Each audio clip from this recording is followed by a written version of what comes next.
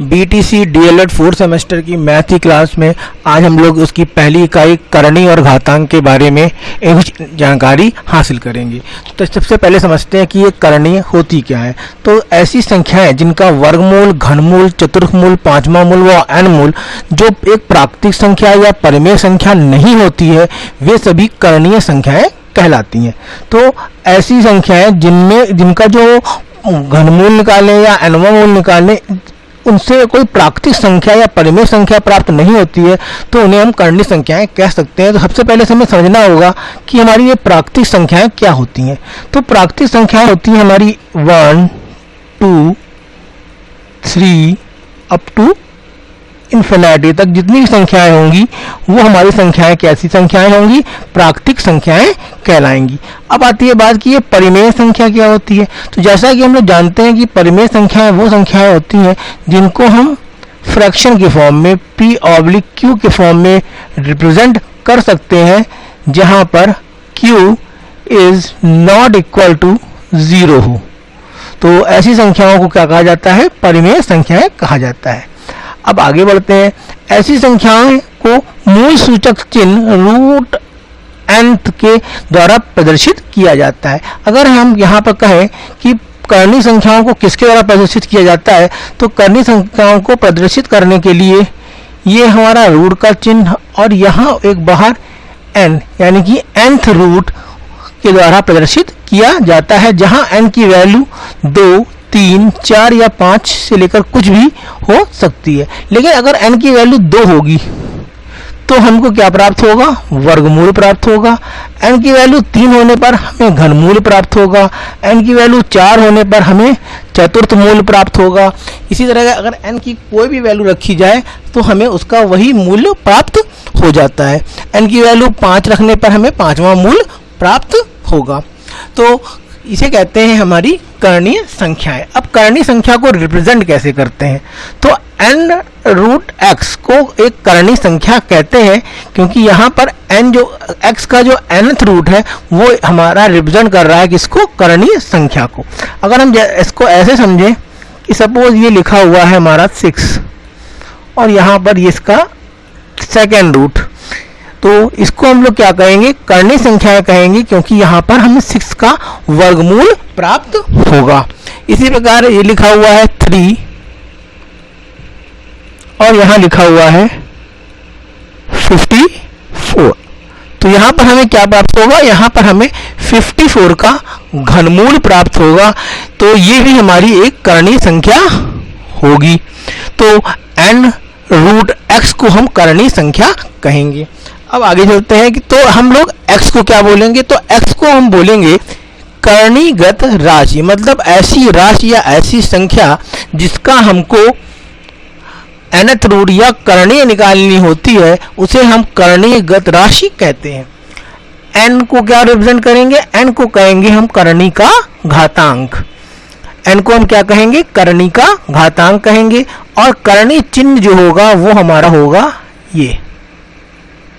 ये होगा हमारा करणी चिन्ह, जहां n की वैल्यू कुछ भी हो सकती है 2, 3, 4 या 5 में। तो करणीय चिन्ह हमसे पूछा जाता है ऑब्जेक्टिव में, करणीय चिन्ह को रिप्रेजेंट कैसे किया जाता है। तो करणीय चिन्ह को रिप्रेजेंट करने के लिए हम लोग रूट के साथ बाहर एक nx नंबर ले लेते हैं जो उसका nth रूट या nवां मूल प्रदर्शित करती है। इसी प्रकार अगर हम देखें कि क्यूब रूट ऑफ 125 को अगर हम घातांकी संकेत के रूप में लिखें तो हम इसको लिख सकते हैं 125 टू द पावर 1/3। मतलब अगर कोई भी रूट को चाहे वो हो घातांक में कन्वर्ट किया जाता है, घात में कन्वर्ट किया जाता है, तो वो 1/ में बदल जाता है। अगर हम यही बात करें कि n√x को हम लोग अगर हम घातांकीय रूप में प्रदर्शित करेंगे तो क्या प्राप्त होगा हमारा x to the power 1/n, यह हमें प्राप्त होगा घातांकीय रूप। तो अगर हमको कोई भी संख्या दे रखी हो और उसका घातांकीय रूप हमको निकालना हो तो उस संख्या के घात में 1/ उस संख्या का करणीय जो घातांक है वो लिख दिया जाता है, तो हमें उसका घातांकीय रूप या घातीय रूप प्राप्त हो जाता है। इसी प्रकार अगर एक हमको घातीय रूप दे रखा हो और उससे हमको उसका करणीय मूल संकेत ज्ञात करना हो या घन, तो क्या करेंगे, यहाँ पर देखिए 216 टू द पावर 1/3 यानी कि 216 की पावर 1/3 है। तो 216 को हम कैसे लिखेंगे, क्यूब रूट 216 यानी कि यहाँ पर 1/3 जो होगा वो क्यूब रूट में कन्वर्ट हो जाएगा। इसी तरह अगर लिखा होता x टू द पावर 1/4 तो इसको हम लोग कैसे लिखते, यहाँ लिखते x और ये हमारा इसका चतुर्थ मूल्य हो जाता। तो जब कभी भी घात को करनी में या करनी को घात में लिखा जाता है तो हमें इन रूल्स को फॉलो करना पड़ता है। जिस प्रकार देखिए, रूट a को a का वर्गमूल कहेंगे, क्यूब रूट a को a का घनमूल कहेंगे और nth रूट a को n का nवां मूल कहेंगे। तो इस प्रकार से हमारा ये जो था ये था कि घातीय रूप और करणीय रूप क्या क्या होते हैं। आगे हम लोग पढ़ने जा रहे हैं कि कुछ घनमूल संख्याएं कैसे प्रदर्शित की जाती हैं। तो जो संख्याएं पूर्ण घन, प्राकृतिक संख्या अथवा परिमेय संख्याएं नहीं होती हैं उनके घनमूल भी प्राकृतिक और परिमेय संख्याएं नहीं होते हैं। ऐसी संख्याएं घनमूल संख्याएं करणीय होती हैं। जैसे √2, √3, √7, 3√3 जो है ये सब हमारी कैसी संख्याएं हैं, करणीय संख्याएं हैं। और जो √4, √9, 3√8 या क्यूब रूट ऑफ 27/64 ये सब करणीय संख्याएं नहीं है। यद्यपि इसमें करणीय चिन्ह का प्रयोग तो हुआ है, लेकिन अगर हम इनको सॉल्व करते हैं तो हमें जो है वो ना तो प्राकृतिक संख्याएं और प्राप्त होती हैं और हमें परिमेय संख्याएं प्राप्त होती हैं। इस कारण से ये संख्याएं जो होती हैं वो करणीय संख्याएं नहीं है। जैसे अगर हम √4 की बात करें तो √4 को अगर हम सॉल्व करें तो इसको हम सॉल्व कर सकते हैं √2 टू द पावर 2, और अगर इसे सिंप्लीफाई करें तो इसको हम लोग कर सकते हैं 2 to the power 2 divided by 2। यहाँ सॉल्व करेंगे तो हमारा क्या आ जाएगा 2। अब ये क्या है, हमारी एक प्राकृतिक संख्या है, इसलिए जो हमारा √4 होगा ये हमारी करणीय नहीं हो सकती है, क्योंकि इसके फलस्वरूप, इसको सॉल्व करने के फलस्वरूप हमें एक प्राकृतिक संख्या प्राप्त हो रही है। सिमिलरली अगर हम देखें 27/64 की बात करें, 27/64 इसकी अगर हम बात करें तो क्या होगा, देखिए 27 को क्या लिख सकते हैं हम लोग, यहां लिख सकते हैं 3 टू द पावर 3, ये आपका क्यूब रूट है। 64 को क्या लिख सकते हैं, 4 क्यूब लिख सकते हैं। इसको अगर हम और सिंप्लीफाई करें तो हमें क्या प्राप्त होगा, और सिंप्लीफाई करने पे हमें प्राप्त होगा 3/4 होल ब्रैकेट 3, और अगर इस आप करणीय चिन्ह को हटाएंगे तो वो घातीय रूप में डिवाइड में चला जाता है, जैसा भी हम लोगों ने पढ़ा। 3 कैंसिल हो गया, क्या मिल गया हमको 3/4 मिल गया, जो कि हमारी एक परिमेय संख्या है। इस कारण से क्यूब रूट ऑफ 27/64 जो होगा ये करणीय चिन्ह लगा होने के कारण भी करणीय संख्याएं नहीं कहलाएंगी। अब हम लोग कुछ करणीय के नियम पढ़ते हैं। करणीय का जो पहला नियम है वो है nth root a whole to the power n। अगर हम यहाँ पर बात करें कि n root a whole to the power n है तो क्या करेंगे हम लोग, a को हम लोग क्या लिख सकते हैं, ये जो करणीय चिन्ह होगा घातीय रूप में 1/n हो जाएगा, और यहाँ पर बाहर भी n है तो ये n और ये n कैंसिल हो जाएंगी, क्या बचेगा, a हमारा बचेगा। तो ये करणीय का पहला रूल था। दूसरा है, अगर a और b दो संख्याएं हैं और उन दोनों संख्याओं का जो गुणनफल है उसका अगर हमें nth रूट ज्ञात करना है तो उसका nth रूट उनके अलग अलग nth रूट या nवें मूल के बराबर होगा। ये हमारा दूसरा रूल है। अगर दो संख्याएं a और b हैं और वो आपस में विभाजित हैं या एक भिन्न के फॉर्म में दे रखी हैं तो उनका जो nth रूट होगा वो उन संख्याओं के अपने अपने nth रूट के भिन्नात्मक रूप के बराबर होगा। जैसे अगर हम कहें कि root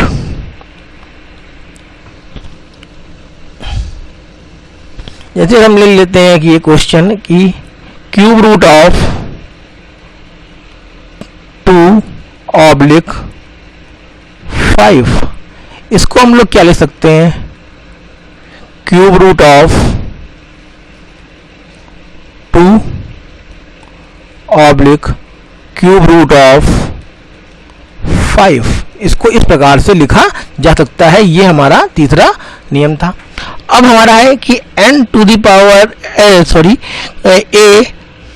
nth root whole to the power m, इसको कैसे लिखेंगे, इसको लिखेंगे a 1/n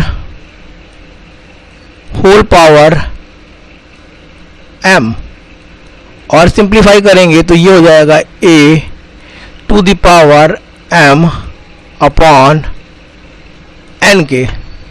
तो ये था हमारा फोर्थ रूल। अब फिफ्थ रूल देखते हैं।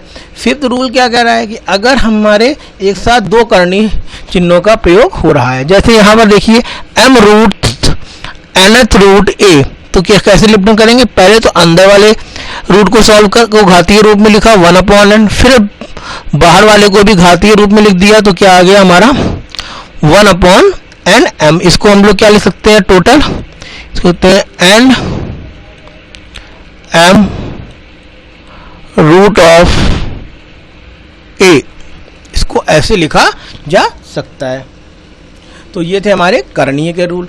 अब घातीय के घातांक के रूल पढ़ लेते हैं कि दो संख्याएं अगर उनके घातांक m और n है क्रमशः है और वो दोनों संख्याएं एक दूसरे से गुणित हो रही हो या गुणा हो रही हो, और तो संख्याएं अगर ये संख्याएं सेम है तो उनकी घातें आपस में जुड़ जाएंगी। जैसे कहा जाए कि 2 to the power 4 into 2 to the power 6 होगा, तो ये हो जाएगा total 2 to the power 4 plus 6 equal to 10। यहाँ पर क्या होगा, घातांक के पहले रूल के हिसाब से घातें जुड़ जाएंगी। अगर दो संख्याएं जो कि समान हो और उनके mth और nth घातांक हो और वे आपस में विभाजित हो रही होंगी, तो उस दशा में दोनों जो घात होंगे वो एक दूसरे से घटा दिए जाएंगे। ये हमारा घातांक का दूसरा रूल था। जैसे कि लिखा है 2 to the power 4 divided by 2 to the power 3, इसको हम अगर सिंप्लीफाई करके लिखें तो लिखते हैं 2 to the power 4 minus 3 equal to 2। इस तरीके से हम लोग घातांक का ये दूसरा नियम फॉलो करेंगे। अब तीसरा नियम क्या है कि a to the power m whole to the power n है, तो उस समय जुड़ने के स्थान पर हम लोगों को घातों का गुणा कर देना होगा। इसी प्रकार फोर्थ रूल है कि दो अलग अलग संख्याएं और उनकी होल पावर n दे रखी है, तो उनकी जो घातांक होंगे उनके आपस के गुणनफल के बराबर उनका योग होगा। अगर किसी की वैल्यू की घात 0 है तो उसकी वैल्यू क्या होगी, 1 मानी जाएगी। ठीक, तो ये थे घातांक के नियम। अब नेक्स्ट देखिए, अब हमारे सामने क्वेश्चन है 0.0032 टू द पावर 6, इसको हम लोगों को सॉल्व करना है। देखिए कैसे सॉल्व करा जाएगा, 0.00032 ये दे रखा है। इसको हम लोग क्या कह सकते हैं, इसको हम लोग कह सकते हैं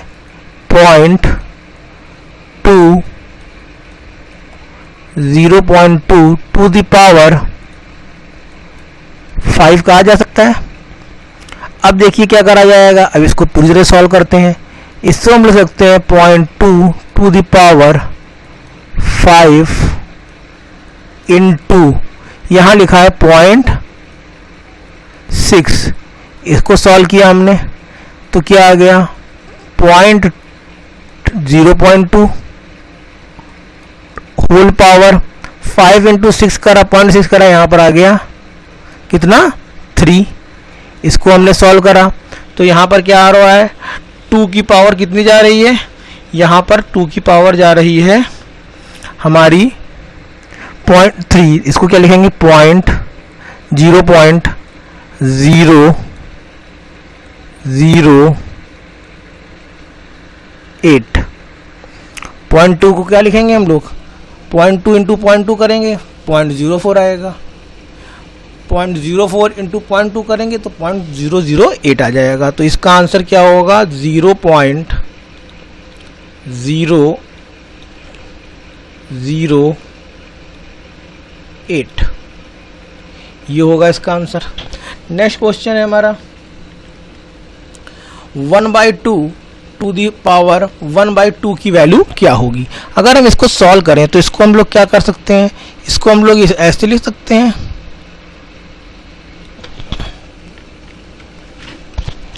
इसको हम लोग कैसे लिख सकते हैं 2 टू दी पावर 1/2 लिख सकते हैं।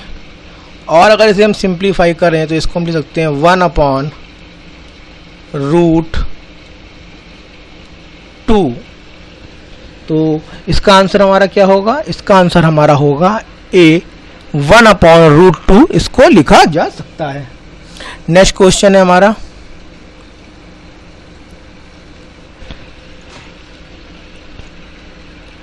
8√8 होल पावर 1/3, इसको कैसे लिखा जा सकते हैं, तो देखिए इसको हम लिख सकते हैं 8 होल पावर 2 इंटू 1/, सॉरी गलत लिख दिया थोड़ा सा, इसको हम लोग लिख सकते हैं 8 होल पावर 1/2 इंटू 1/3।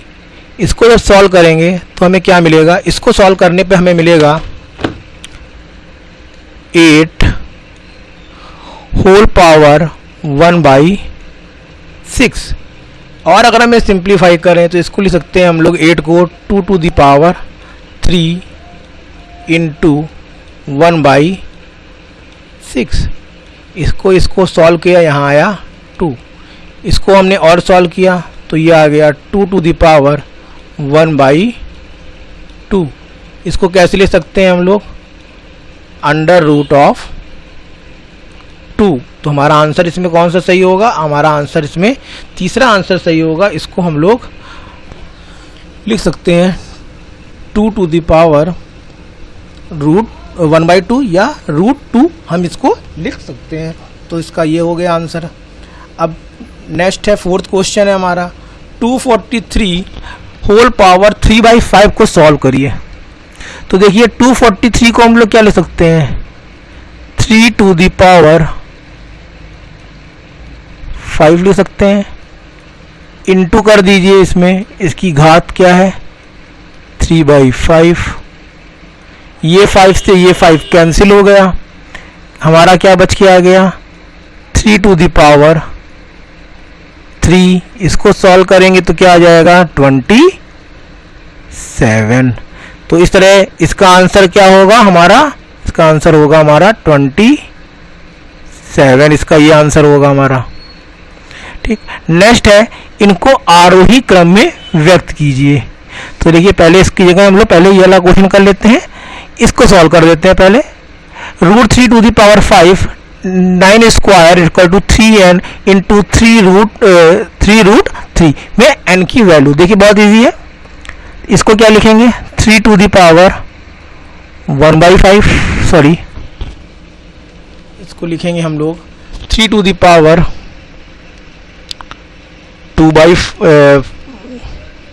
5/2 लिखेंगे। इसको लिखेंगे हम लोग 3 टू दी पावर 5/2 इंटू 9 को क्या लिखेंगे हम लोग 3 टू दी पावर 3 लिखेंगे, और इसमें मल्टीप्लाई हो जाएगा 2 का, तो यहाँ हो जाएगा 3 टू दी पावर 6। यहाँ पर हो जाएगा 3 टू दी पावर इसको सॉल्व करेंगे, थोड़ा सा लिख नहीं पा रहे हैं, इसको हम लोग सॉल्व करेंगे तो यहाँ कितना हो जाएगा 3 टू दी पावर, यहाँ हो जाएगा 3 टू दी पावर 4। ये किसके बराबर हो जाएगा, ये बराबर हो जाएगा आपके 3 to the power n into 3 into 3 to the power 1/2 को। तो देखिए यहाँ पर नंबर कॉमन है, तो घातांक का रूल कहता है अगर नंबर सेम है तो उनकी घातें जो होंगी आपस में कंसीडर करी जाएंगी, यानी कि 5/2 प्लस 4 ये घात हो जाएगी 3 की, ये किसके बराबर हो जाएगी, ये बराबर हो जाएगी 3 to the power n plus 1 plus 1/2 के। और इसको अगर हम सिंप्लीफाई करें तो क्या होगा, ये होगा 3 to the power 13 divided by 4 equal to 3 to the power n plus 3/4। अब केवल घातों को ले लेते हैं, 13/4 is equal to n plus 3/4 के। तो n बराबर क्या हो जाएगा हमारा, n बराबर हो जाएगा हमारा, यहाँ पर अगर सॉल्व करें, सॉरी ये 4 नहीं होगा, यहाँ पर ये जो आपका आ रहा है ये थोड़ा 4 नहीं होगा, ये होगा यहाँ पर 2।